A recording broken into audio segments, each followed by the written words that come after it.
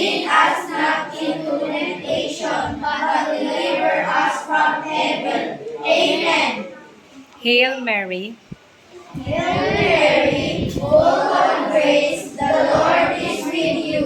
Blessed are you among women, and blessed is the fruit of your womb, Jesus.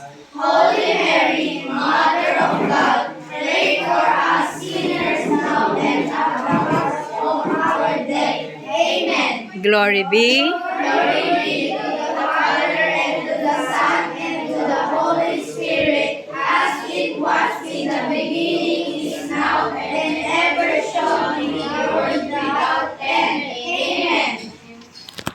In the name of the Father, the Son, the Holy Spirit. Amen. Thank you and goodbye.